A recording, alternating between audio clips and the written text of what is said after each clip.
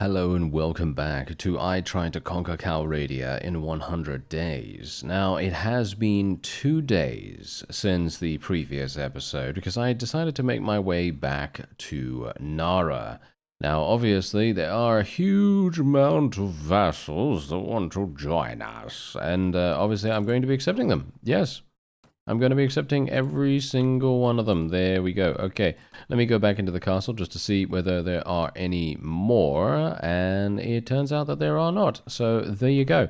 All right, so we have now expanded our workforce by a small margin. Yes, a very, very small margin. So this is what's currently going on, as you can see. And from my perspective right now, I feel like what we should do is attack the Khergit Khanate. But that's probably not the best idea, all things considered. But that's what I'm going to do, all right? We're going to be attacking them. They are obviously not that dangerous. And the only problem is that their proximity to us is quite an issue, quite an issue. So anyway, we're going to be doing this. Prepare to fight. Yes, prepare to fight. There we go. Now let us murder them. And now bear in mind that they are all mounted. Yes, they are all mounted, and so this is going to be a rather messy situation because indeed I am attempting to beat them with cavalry as well. But it seems as though we are actually having no issues whatsoever. There you go. We completely and utterly murdered him, and indeed we are going to be. We are going to capture him. I don't see a reason why we shouldn't, and I'm not going to take any of the loot or anything like that. And there we go. Okay, so we have now declared war against them. So we're going to have to move relatively fast here. So I'm going to be taking Halmar, or we're going to attempt to take Halmar. And we have 7 with Jeremus now, so he's obviously a lot better at constructing things. Oh, yes! Oh, that's something that I needed to remember to do. Remove the Rodok units from my army, because obviously we're at war against them, so the morale is not going to work very well with them right now, which is kind of unfortunate, but, that's just how it is. Anyway, this is indeed our first siege versus the Khergit Khanate, and while I am relatively confident that we're going to be completely fine, there are going to be times where the enemy will surprise us, and this might very well be one of those times. They do have thrown weapons, which is a very problematic addition to this particular siege defense. They might, in fact, have some pretty decent ways of defending against us, but we have a significant amount of Swadian Knights. We've got Nord Huskars. We've got a very small amount of Nord Huskars, actually. We still have Nord Huskars, which is obviously quite a miracle at this point, because usually we're going to be going in and I would have 100% assumed that they would have died already, but no, they're hanging on. And there it is, 14 renown. That was actually extremely easy, and we have no issues whatsoever with maintaining a force that can potentially go in multiple of these sieges and actually have very few problems. So this is actually going to be extremely weird for me, because usually, we've been facing, people like, the Rodoks, and they are extremely damaging. Okay, so now the problem is, do we want to give any fiefs to the other people? I think so. Usually I wouldn't do this, because this is not a good idea. You need to, shall we say, analyze. You need to analyze your vassal selections, and they're very, very important, right? You want to do that. You want to make sure that you have good personalities. If you don't, then you're going to have situations where you literally have people just constantly complaining. And yeah, that's not really something you want. So That's the problem, you see. That's the problem. So that's the reason why generally you don't really want to give them any fiefs, because they could potentially then leave. You know, they could leave your faction and they could take a fief with them. And I'm going to try to make sure that that doesn't happen. So we're going to go over to Anuzdak Castle. I don't know whether that's a siege tower. I can't remember every single siege tower in the entire game. So, you know, just bear that in mind. I do know for a fact that there are, well, a couple of ladder castles that I have missed in the other factions. Like, for example, the Saranids and the Rodoks, I know for certain have at least one ladder castle. I believe it's exactly one, actually. And the other factions, the Vaegirs, and, well, I think that's actually all that we've attacked right now. But yeah, the Vaegirs obviously do have a ladder castle in the form of... what is it now? Nelag Castle, I think? Yeah. Something like that. Anyway, the point is they have that. Obviously, it's way far, you know, in distance away from us right now, so it's not really a good idea for me to make that detour, but I'm just letting you know that there are, you know, there are ladder castles that we haven't done, but the funny thing is, I feel like for this challenge, I don't know.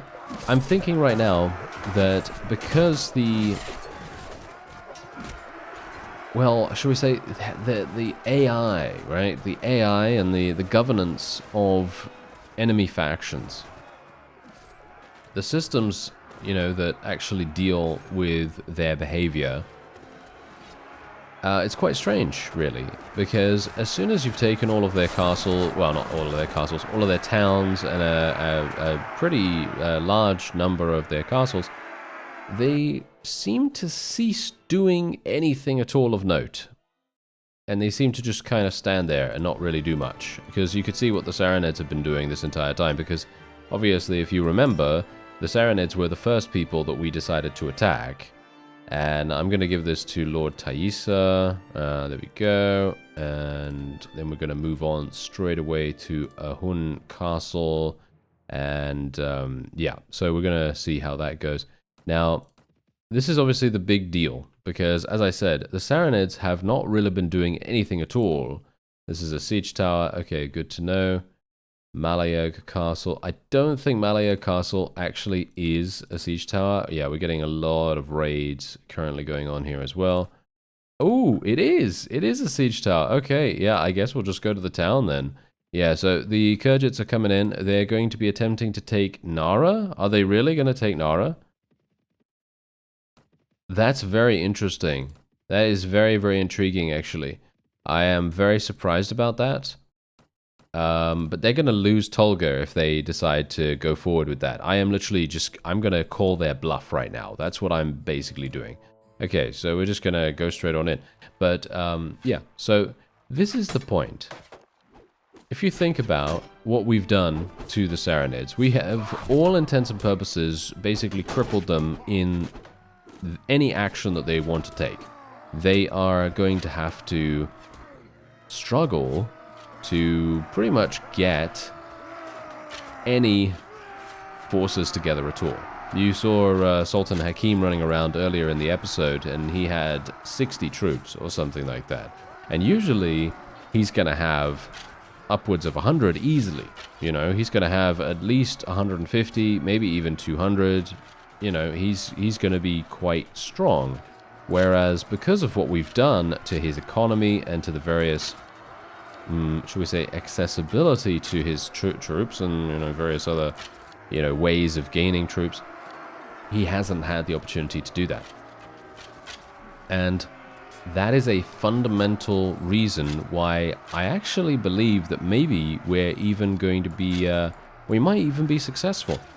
We might even be successful in our challenge here. And I'm not, because the thing is, I thought to myself at the very beginning, I thought, are we actually even going to have the ability to do this? Is it even physically possible? You know, because obviously there are a number of things that you possibly cannot do. You know, for example, a siege tower being built takes an inordinate amount of time. It takes huge amounts of time, right? Unless you have a very high engineering skill. And even then, it's still going to take, 12 to 24 hours, which is still much quicker than 3 days. You know, that's, still a very good increase in speed. But, the point still stands that basically what I'm trying to say here is it considered a victory if the enemy doesn't want to fight anymore? That's the question. Because at this point, the Sarranids have not really done anything. They're not showing any signs of aggression, and a lot of their vassals are deciding to leave the faction. Well, I wouldn't say a lot of their factions. I wouldn't say a lot of their vassals, but they are leaving the faction. Some of them are. Some of them are deciding to leave the faction. So that kind of points towards the fact that this may very well be a pseudo-victory. And I'm not really one to, split hairs in that regard, because let's face it, that's kind of, it's a bit of a reach, It's a bit of a reach for us to go for that. But all intents and purposes, it does maybe seem as though that is the case. It feels to me like the Sarranids have given up. Even though they are still in the game, obviously, they are still in the game. We have not eliminated them by any means. But what I'm trying to say is, if they've lost the will to fight, is that a victory? I think, yeah, probably, right? If you completely and utterly destroy an opponent and they then no longer want to fight or no longer feel the desire to fight, is that a victory? I think so. It feels to me like that probably is. I think that is, at least. So we'll see what happens, because obviously the time limit is not up yet. But when I started this, I was pretty certain that we wouldn't reach anywhere close to being able to, capture the entire map. And the thing is, this is exactly what I'm talking about, though. If you look at the map right now, you look at the map, and what do they have? 1, 2, 3, 4 castles. They have 4 castles, right? And the Rodoks, they have 1, 2, 3, 4 castles, right? And the Vaegirs, they have 1, 2, 3 castles and 1 town. So they have 4 fiefs each, right? They have 4 fiefs each, which is actually hilarious, because the amount of damage that we've been able to do is staggeringly good. Extremely good, in actual fact. And we're going to be going in here once again. This is actually Distar Castle, which might be a bit of a problem. Okay, Tolga is actually being besieged. Very interesting that they're deciding to attack straight away after us having taken it. That is not a usual occurrence. So we'll see what happens with that, actually, because if they decide that they want to be proactive in their defensive measures, then we're just going to let them do that. As I said to you in a previous episode, it's not a good idea to react to their reaction, and so we're just going to do our own thing. And if they decide that they want to interfere with us directly, that is when we will react.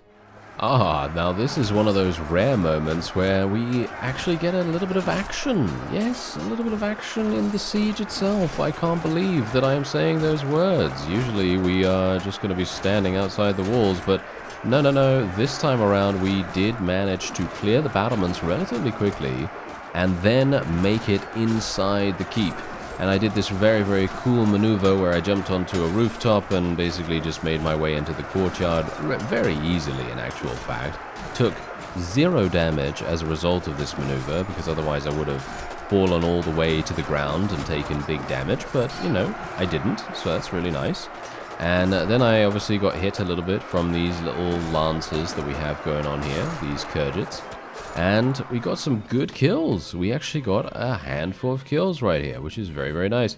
Now we just have to deal with the last remaining... yeah, I have no more bolts. Yeah, I basically just fired a huge amount of crossbow bolts at everyone that I could get my hands on, to be honest, because I just want proficiency. I just want proficiency as much as I can, and, well, firing a lot of bolts is pretty much a surefire way to get it.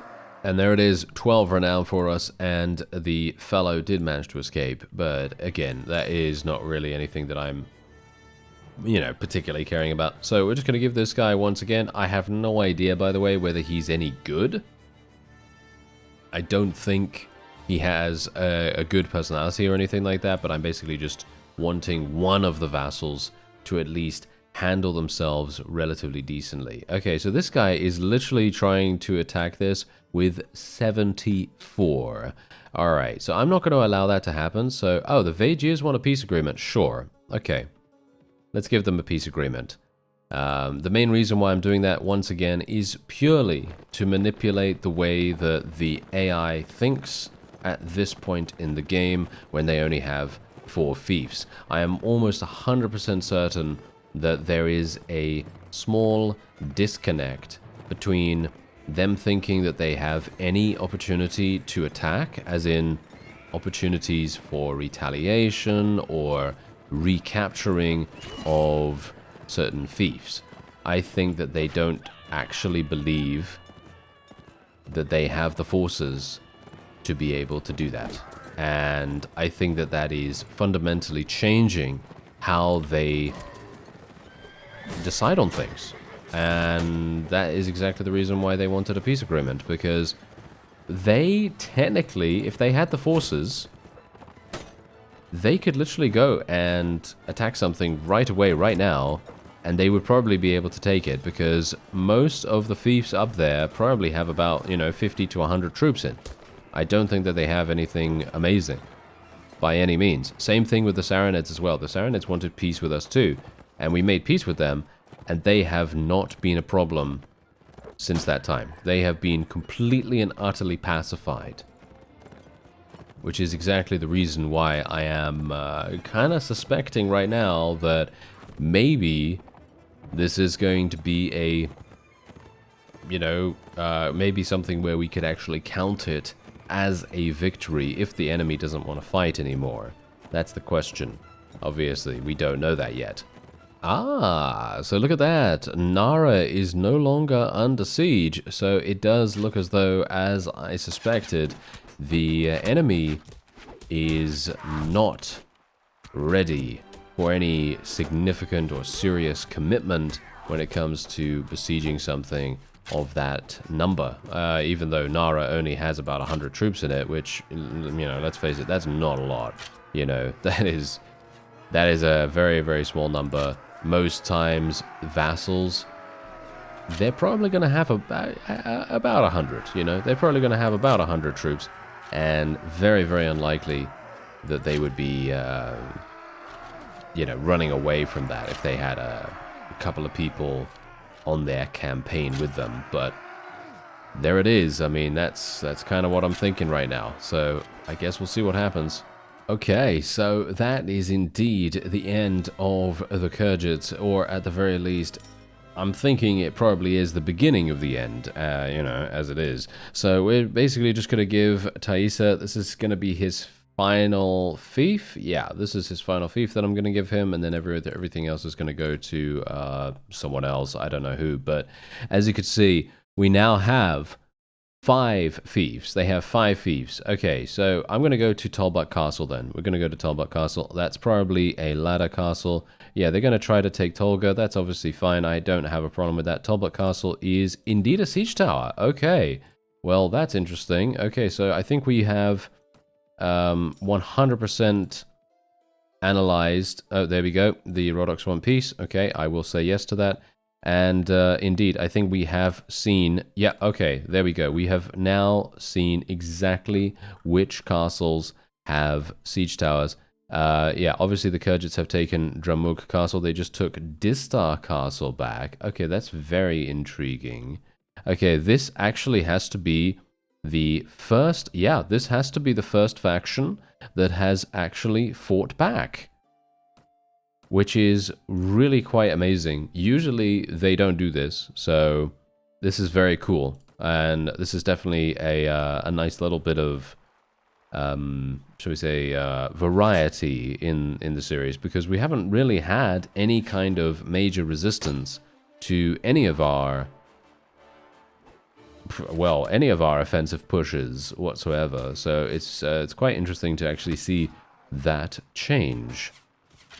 So let's see if we can actually do something here. I would like to get up here myself, because let's face it, Khergits are not exactly amazing at fighting, so I should have a decent chance here to actually do something and survive for a little bit longer than 20 seconds, maybe. I should have said 5 seconds actually, because 20 seconds is quite long if you think about it. You know, in certain places, certain times, you're literally going to be counting the seconds if it's 20 seconds. Sometimes, if you're in a situation where you're getting clobbered by, you know, 5 enemies at once, that's probably maybe even going to result in, you know, it's quite a lengthy amount of time to survive. You know what I mean? So that's what I'm talking about. Anyway, we're going to be getting a load of kills right here, and obviously I have leveled up. I haven't actually leveled up yet, because I wanted to do that on screen, but I've just basically been too preoccupied with my actions at the moment. I've basically just been attempting to go to the places that I need to go to as fast as I possibly can. And basically what we need to do is, as we've done in a couple of the other attacks on the factions, is we've basically attacked their main force, their main vassal force. And I think that is the main thing and the main reason why we've seen very little resistance from the other factions. Because what's happened is we have eliminated most of their defense, you know? They have just completely gotten murdered in a very early stage of our war against the other factions. And that's the reason why they, I think, have been so passive. And the Khergits, however, have not. They have not had that kind of experience. So I think that means, I think you know what that means. That means we're going to hunt them down. Yes, we're going to hunt them down. So there we go. We actually did manage to complete that. Thank you. Thank you. And there is a heavy saber there. I'm not going to be taking it. And we're going to be giving this to, let's give this to Katrine, because she's now back up to, I want it to be relatively high in relation. She is at 92, so that's obviously fine. And there we have it. Okay, so we're going to go back to Tolga. And obviously Distar Castle got taken. We lost Nara as well. Okay, your court has been relocated to Nara. That's always very funny, isn't it, when it says that kind of thing. Okay, the Khergit... No, I'm not going to give you peace. You've just literally taken two castles from me. That's not going to happen, sir. Okay, so they have 14, which is absolutely hilarious. So all I need to do is just go like this, and done. There you go. It's my town again. So we are going to be giving this to Thaisa once again. There we go. And then we can go to Distar Castle. There's no way they're going to have anything. Yeah, as you can see, they have 18. We can once again force them into a surrender. And we're going to give this to Lord Belia now. Going to give this to just some random person. And then Nara will be ours too. I just have to be a little bit aware of what's going on here, because I want to see whether we can find the vassals. If they're going to pass me by, then obviously I'm going to try and do some damage to them if I can. Okay, so this is actually quite interesting. They literally put 89 in Nara, which is very, very funny. So yeah, I guess we're going to be going in then. We're going to be going into our own to our own fief that we've had ownership over the entire series, which is actually very funny. Well, not the entire series, but you know, the entire time that we've had our own faction. And it's going to be pretty simple for us to take it. So there it is, the victory at Nara. I did manage to take quite a little bit of damage, which is not exactly great, but you know, that's just how it goes sometimes. And we're basically just going to be leaving everything else here, as I am going to be giving this to, well, what about to myself? Should I give it to myself? Yeah, I guess I will give it to myself once again, which is actually hilarious, considering there's no garrison here whatsoever, which is absolutely terrible. So I'm not entirely sure what I'm even going to do with this right now, because I feel a bit at a loss, you know what I mean? I feel like, well, what am I going to do here? I guess I will just put the mercenaries in here to begin with. I didn't really want to do that, but there you go. Anyway, we did manage to capture basically the entirety of the Khergits forces, and indeed what we're going to do... Sugan Castle, wait a minute, where is that? Over here. Okay. So basically what I need to do is I need to eliminate the fighting force of the Khergits. That's what I need to do. So if I can find where they are, Suga, there he is. Hello there. Okay, yeah. So this is their fighting force that have been recapturing things. And all I need to do is literally just attack this guy and defeat him. And there it is. There is the literal peace agreement that is something I've been waiting for. And we did actually defeat this guy, but they were forcing me into an auto-resolve at the very end, because obviously we didn't kill all of the opponents in that one round, and they don't do that whole reinforcement thing in field battles that much. So anyway, the point is, there's this guy also, which technically I would have wanted to fight, but they decided to make peace with me right now, and I am not that pleased with that, to be honest, because they still have a Sugan Castle, they still have Dramug Castle, otherwise they would have been left with 4 fiefs. But as it stands, they're still looking pretty bad right now, and, well... the best course of action for me right now is to literally go and attack the Swadians.